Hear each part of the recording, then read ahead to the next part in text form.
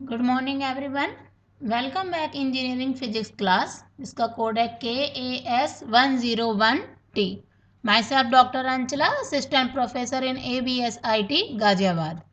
हम unit 4 discuss कर रहे हैं जिसका नाम वेब ऑप्टिक्स है। इससे लास्ट लेक्चर में हमने न्यूटन्स रिंग्स एक्सपेरिमेंट पढ़ा, तो आज हम उससे रिलेटेड जो उसकी एप्लीकेशंस हैं उसको हम डिस्कस करेंगे।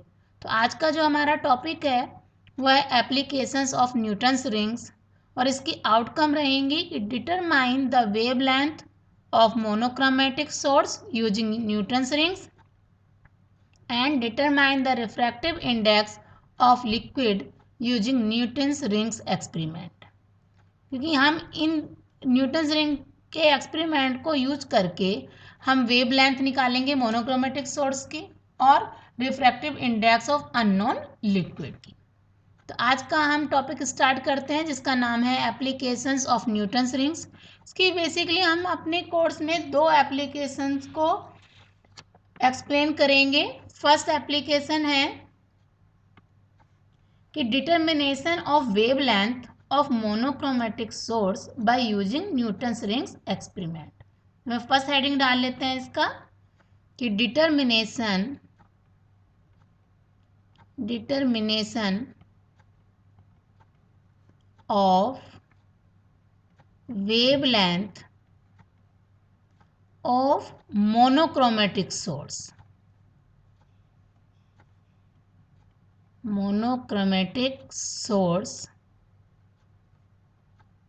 by Newton's ring। जो हमने लास्ट लेक्चर में न्यूटन्स रिंग्स एक्सपेरिमेंट पढ़ा था, तो उसी से के रिलेटेड ये दो एप्लीकेशन हैं। तो इसको हम कैलकुलेट करते हैं सबसे पहले कि वेवलेंथ किस तरीके से कैलकुलेट करते हैं किसी मोनोक्रोमेटिक सोर्स की बाय न्यूटन्स रिंग्स एक्सपेरिमेंट में। तो जैसे हमने लास्ट लेक्चर में डायमीटर निकाला था nth रिंग का, तो हम उसी को यूज करके आगे बढ़ते हैं इसको ड्राइव करने के लिए कि we know that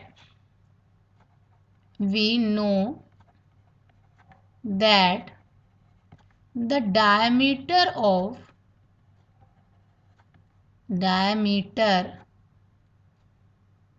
of nth order ring, हमने nth रिंग के लिए डायमीटर निकाला था, और यहाँ पर हम किसकी बात करें, डार्क रिंग की। तो डार्क रिंग के लिए भी हमने डायमीटर कैलकुलेट किया था, तो वो क्या था, d² n = 4n λr। ये हमारी इक्वेशन हो गई 1। इसी तरीके से हम ये nth डार्क रिंग का डायमीटर है, हम n+p डार्क रिंग के लिए भी लिख सकते हैं सिमिलरली। तो डायमीटर ऑफ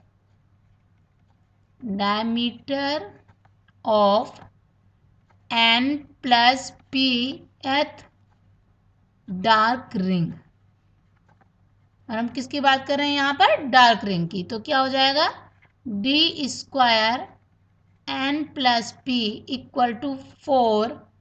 n को n किससे रिप्लेस हो जाएगा, n+p से, λr। ये इक्वेशन हो गई आपकी 2। यहाँ पर p कुछ भी हो सकता है, 1 2 3 4 एंड सो ऑन। तो इक्वेशन 2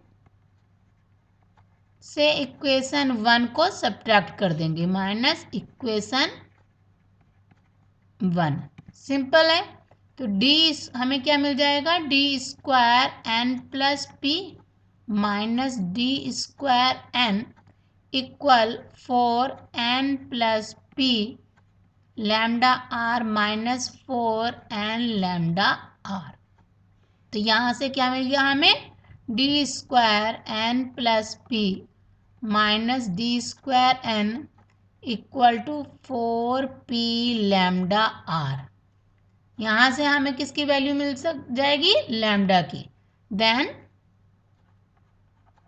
लैम्डा इक्वल टू क्या हो जाएगा, d² n+p minus d² n upon 4pr। इसका मतलब अगर हमें दो डार्क रिंग का डायमीटर पता है, हम डायमीटर कैलकुलेट कर लें, तो हम इजीली जो मोनोक्रोमेटिक लाइट्स यूज कर रहे हैं उसकी वेवलेंथ कैलकुलेट कर सकते हैं using the Newton's rings experiment. ये इसकी फर्स्ट एप्लीकेशन थी। हम इसकी सेकंड एप्लीकेशन देख लेते हैं। डिटर्मिनेशन ऑफ, वो क्या है, determination of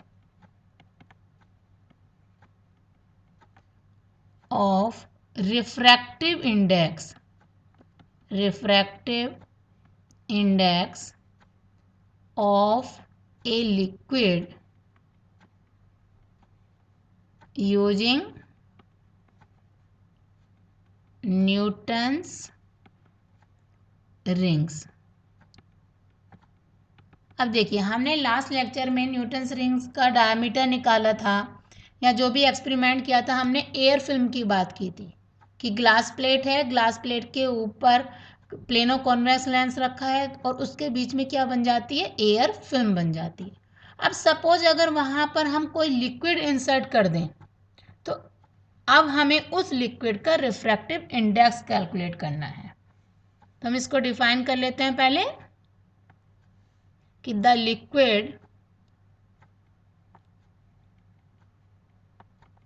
liquid whose refractive index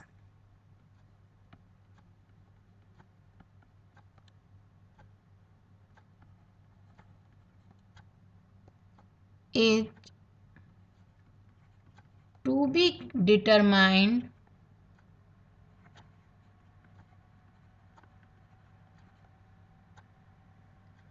is placed between the lens and glass plate of the Newton's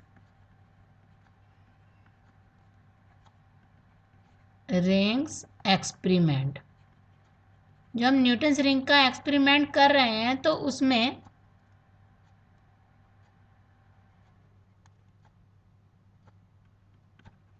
वहाँ पर क्या कर देंगे, ग्लास प्लेट और प्लेनो कॉन्वेक्स लेंस के बीच में उस लिक्विड को इंसर्ट कर देते हैं जिसका हमें रिफ्रैक्टिव इंडेक्स कैलकुलेट करना है। तो हम फिर से वही यूज़ करेंगे अपना diameter of nth dark ring का। तो फॉर लिक्विड, अभी हमने पहले जब कैलकुलेट किया था एयर का किया था, क्योंकि हमने वहाँ पे म्यू इक्वल टू क्या लिख दिया था, 1 ले लिया था, क्योंकि एयर के लिए रिफ्रैक्टिव इंडेक्स क्या हो जाता है, 1। तो अगर हम किसी लिक्विड के लिए लिखें कि फॉर लिक्विड फिल्म, अब वहाँ पे एयर फिल्म की जगह किसकी फिल्म बनेगी, लिक्विड की। तो द डायमीटर ऑफ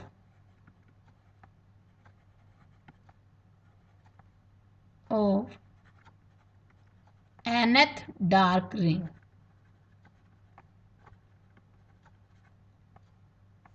तो ये क्या हो जाएगा, D square N equal to 4n lambda R upon mu. ये किसके लिए आ जाएगा, लिक्विड के लिए। इसी तरीके से हम n प्लस पी लिख सकते हैं। For n plus P dark ring के लिए लिख देंगे डायमीटर, उसका क्या आ जाएगा, D square N plus P, simple है। 4n को रिप्लेस कर देंगे n प्लस पी से, लैम्डा आर अपॉन म्यू। और ये किसके लिए डायमीटर है, लिक्विड फिल्म के लिए। इसे हम सब्ट्रैक्ट कर दें आपस में तो क्या मिल जाएगा हमें, सब्ट्रैक्टिंग करने पर हम लिख लेते हैं subtracting D square N plus P है माइनस डी स्क्वायर एन, और ये किसके लिए लिखा था अभी हमने, लिक्विड के लिए।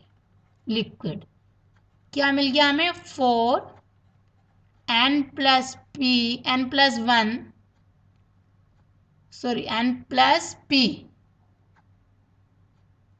Lambda R -4n lambda R upon mu.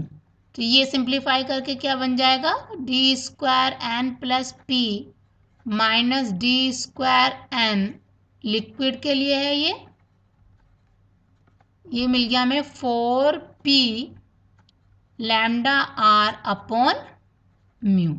This is equation 1। इसी तरीके से हम एयर फिल्म के लिए लिख सकते हैं। फॉर एयर फिल्म के लिए लिखेंगे तो क्या आएगा, d²n+p -d²n, और ये किसके लिए, एयर के लिए, इसलिए यहाँ पे लिख देते हैं एयर। ये क्या आ जाएगा, 4p लैम्डा आर, क्योंकि म्यू क्या हो जाएगा, 1 हो जाएगा, क्योंकि एयर के लिए रिफ्रैक्टिव इंडेक्स क्या हो जाता है, 1 हो जाता है। तो डिवाइडिंग, अब हमें 2 इक्वेशन मिल गई, डिवाइडिंग इक्वेशन 2 बाय इक्वेशन 1, तो हमें क्या मिलेगा, basically d²n+p -d²n air divided by d²n+p -d²n, ये किसके लिए है, लिक्विड का, इक्वल टू क्या मिल गया हमें, म्यू। तो ये हमें लिक्विड, इस तरीके से हमें अगर लिक्विड का हम रिफ्रैक्टिव इंडेक्स निकाल सकते हैं with the help of Newton's rings experiment. तो इसको आप अच्छे से अपने कॉपी पे नोट कर लीजिए और करने की प्रैक्टिस कीजिए। ये 2 मेन एप्लीकेशंस हैं न्यूटन्स रिंग एक्सपेरिमेंट की।